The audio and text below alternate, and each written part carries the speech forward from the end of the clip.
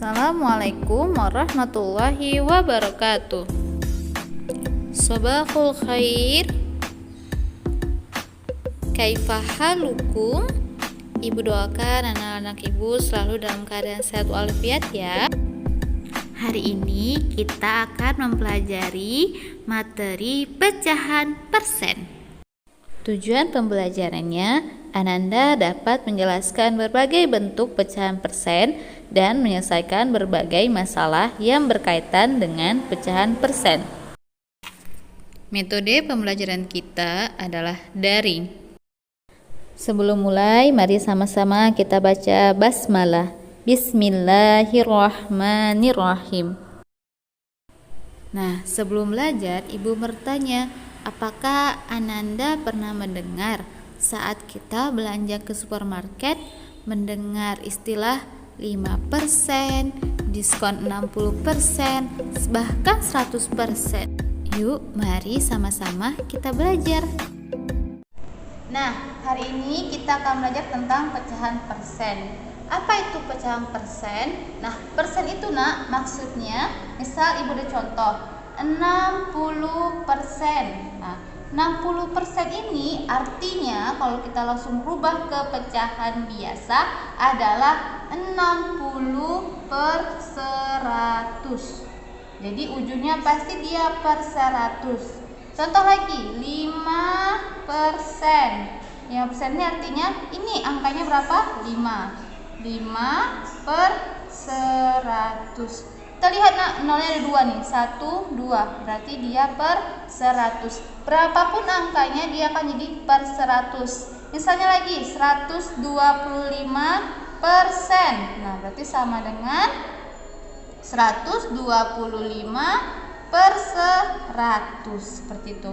Ujungnya selalu per 100, per 100, per 100. Misalnya lagi, kalau kita kembalikan ya, jadi 6 per 100 dirubah ke bentuk pecahan persen, berarti sama dengan 6 per persen.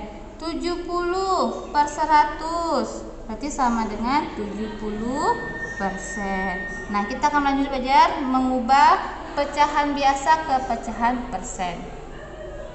Baik, hari ini kita akan belajar tentang pecahan biasa ke pecahan persen dulu ya nak.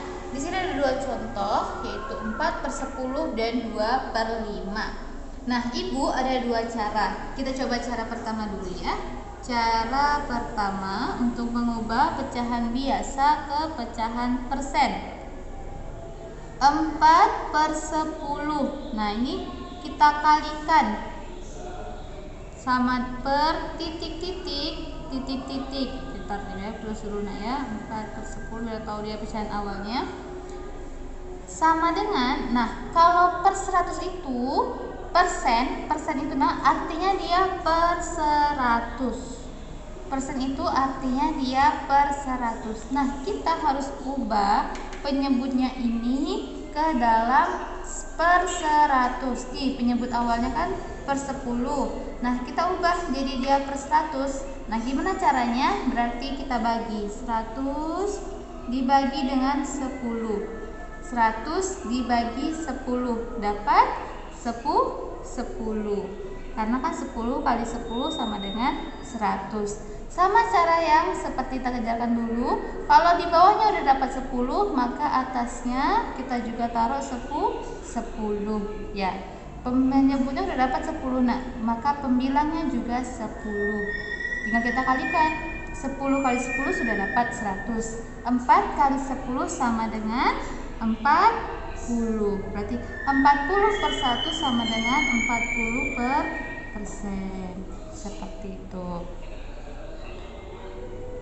Baik, kita lanjut nomor 2 ya nak, yang 2 per 5. 2 per 5 sama dengan 2 per 5 dikali titik-titik per titik-titik. Hasilnya sama dengan bawahnya ini harus 100. Karena seperti Ibu jelaskan tadi, kalau persen artinya per 100. Caranya kita apakan? Kita bagikan dulu untuk dapatkan titik-titiknya nak. Kita bagikan penyebut sama penyebutnya.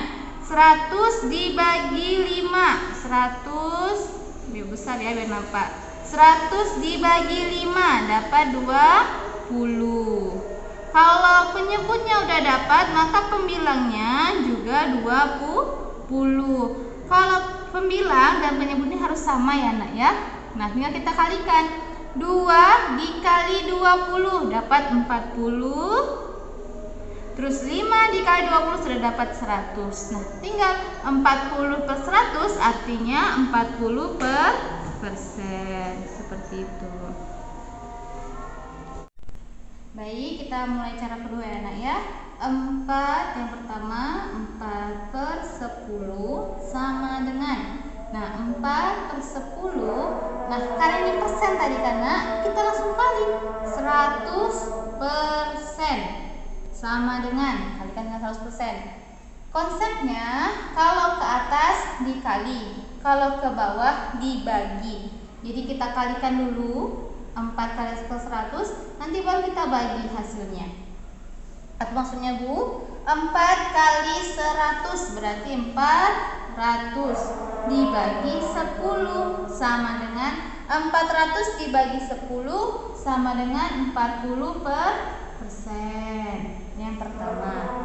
Cara yang kedua sama, 2 per 5 sama dengan 2 per 5 dikali 100%. Ingat nak, pertama kita kalikan dulu, yang ke bawah kita bagi ya.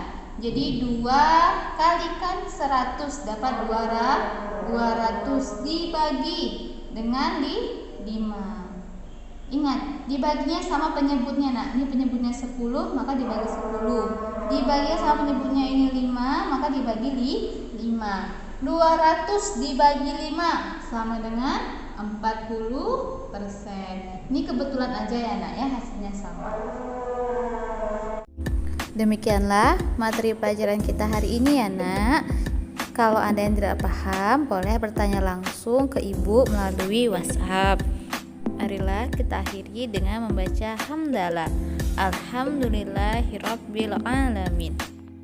Assalamualaikum warahmatullahi wabarakatuh.